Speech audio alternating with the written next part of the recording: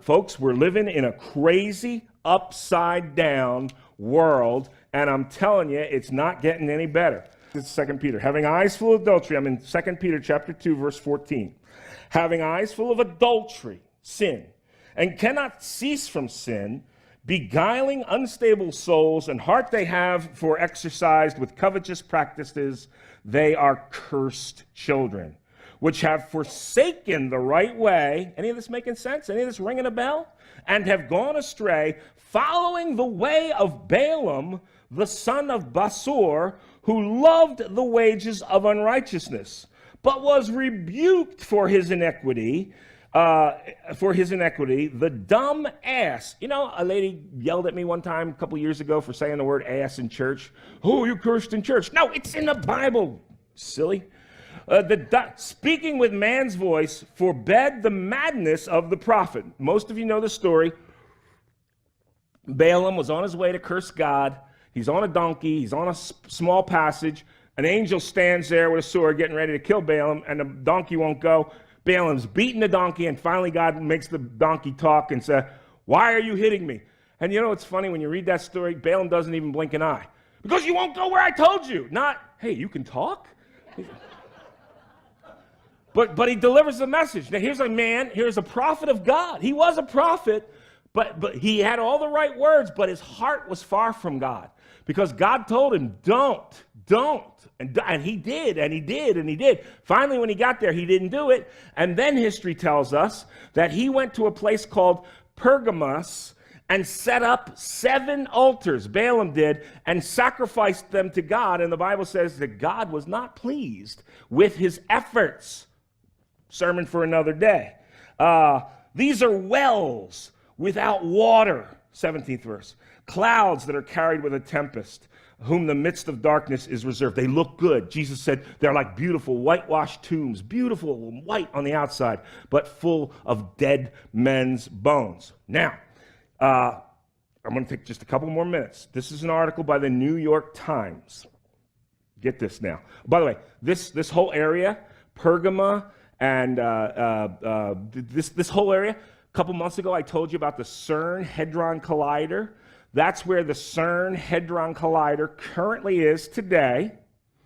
And get this is the area that we're going to talk about as I close. The New York Times says, the Temple of Baal in Palmyra, Syria, in 2011. This area of Palmyra is where the CERN Hadron Collider is. It's where Balaam was with his donkey, and Israel was supposed to be cursed. And it's also the area of the ancient ruins of Baal. Baal is a false god. Juan should have a picture of him, a cartoon. It's like a painting of Baal. But human sacrifice was done to the false god of Baal. His arms were huge, and they would make his arms red hot, and they would place babies, alive babies, on this altar to Baal, and they would beat the drums so loud that the screams of the infants could not be heard. By the thousands, they sacrificed little children to the god of Baal. That's an artist's conception, but the Bible says their sons and their daughters they sacrificed to the idols of Canaan. This is the area geographically that we're talking about, Psalms 106. Baal, a false deity, many children died there. Perhaps millions. What's the United States been doing since Roe versus Wade? Don't have time to get into it. All right, take that down. Now, this area, the New York Times says, the Temple of Baal, just saw him, in Palmyra, Syria in 2011. In 2015, it was destroyed by ISIS. It was destroyed by the Islamic State. Next month, and that's this week, by the way, the Temple of Baal will be coming to Times Square, New York. Now, they destroyed it, but scientists had enough documentation about these arches and this area of Baal. Show the ruins, if you will. These are the ruins before they were destroyed by ISIS. These are the ruins, same exact geographic location. Okay, these are the ruins. This is the area of Baal, but there was only one way to get in. Now, I wish I had time, but you're smart people. Connect the dots to the false Christianity or the falseness of Christianity. There was only one arch to go in and out of this temple. That's what it looked like before ISIS destroyed it. They have enough documentation that they've recreated the arch, the way into the temple of Baal. Now they've set up this arch. It's a replica, but they've set it up exactly the way it looked in old times in Trafalgar Square. Am I pronouncing that right? In Great Britain? What you guys said. And in New York City. Now, take a look at the one at Trafalgar Square. It's the picture. It's the arch with people. It's got people in the background. Juan. This is in Trafalgar Square. They just did this last week. There it is. You can see the people, and there's an exact replica of the arch of Baal. Their reasoning. Can I go a couple more minutes? All right. Their reasoning is that these ancient historical ruins were destroyed. Now, that's in England. Last week, that picture was taken. In Trafalgar Square, or whatever you call it, there's one coming to New York City. You can take that down. So their reasoning for doing this, and they want to put 1,000 of these things all around the world for historical significance.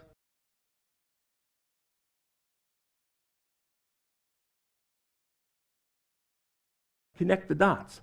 But their reasoning is these were thousands of years old. These ruins were destroyed by ISIS. We need to show ISIS that we mean business. We're going to just duplicate these arches all over the world, starting in England and in New York City. Completely ignoring the fact that about 6,000-year-old Buddhist statues were blown up by ISIS about the same time. If you want to talk about historical, if that was your reason for historical significance, wouldn't it make more sense to do these?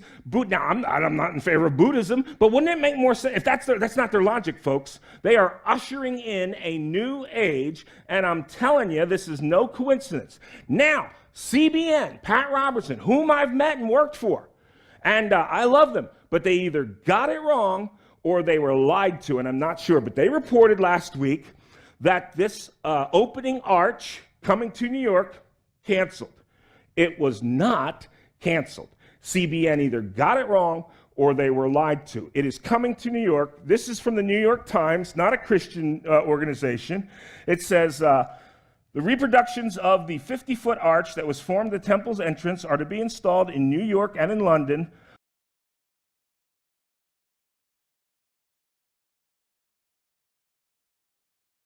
A tribute to the 2,000-year-old structure that the Islamic State destroyed last year in the Syrian town of Palmyra.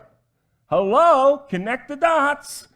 The group's rampage through Palmyra, a city that reached its peak in the 2nd and 3rd century, enraged the world, spurring scholars and conservationists into action. Numerous non-governmental organizations are now cataloging and mapping damaged cultural heritage sites in the region. It will be uncanny and thrilling, according to the New York Times, to see this arch from an ancient desert civilization set against the bright lights of New York. Unfortunately, facsimiles can achieve only so much, denuded by people stripped of the rich societal context in which they were once embedded. Millions of babies were burned alive for this false god Baal. And now the New York Times says, what does it say? It's unfortunately can only achieve so much, denuded by people stripped of the rich cultural context in which they were once embedded. Antiquities appear just as evidence of the grandeur of the past, the accomplishments of another place in another time. But what did these assemblages of stone mean in modern Iraq and Syria? Who lived with them? Woe to them that call good evil and evil good. Bulldozed by the Islamic State in 2015. One should have Revelation 2:12. Jesus says, and to the angel and the church of Pergamon. That's where we're talking about. The one, right. The one who has a sharp two-edged sword says, this I know, where you dwell, where Satan's throne is. This was Satan's throne. CERN is built in the area of Satan's throne.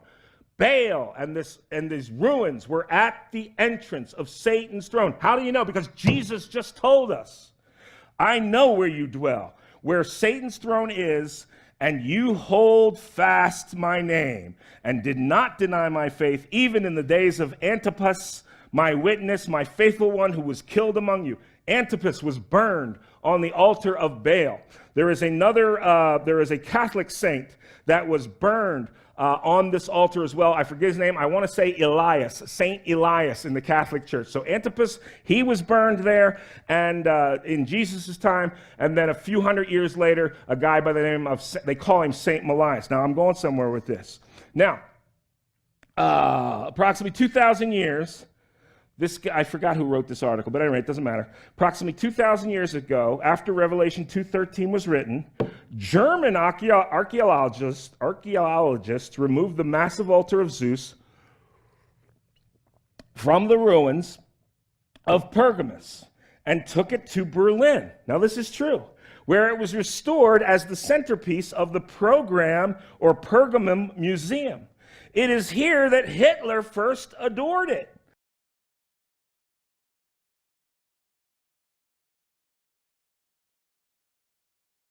Later building an outdoor replica of it, from which he gave a series of speeches that mesmerized many Germans. Some of you saw that movie, the original Raiders of the Lost Ark. Guy by the name of Indiana Jones looking for the Ark of the Covenant. And then either in that movie or in the second movie, he's fighting with the Germans. All this is woven with some truth to it. But here's what I want to tell you.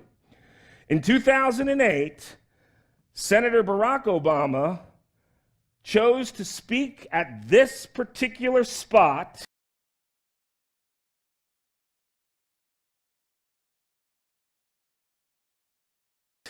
made famous by Hitler at the great altar of Zeus. He actually visited it, and then Tom Horn writes in his book, Apollyon Rising, made a chilling connections that others missed.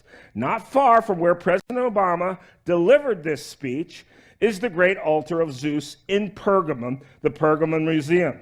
According to several reports, the president visited the altar while in Berlin. Here it is. Saint Elian to the Catholics and Antipas, the first leader and martyr of early Christian churches, is believed to have been slain on that altar, slowly roasting to death inside a statue of a bull, the symbol and companion of Zeus. Upon returning to the United States, candidate Obama constructed a Greek column stage from which he made his acceptance speech to receive his party's nomination. Now, I'm not here to bust on any candidate or any politician. I'm telling you, the dark times are rising all around the world. There is more to this than just symbolism.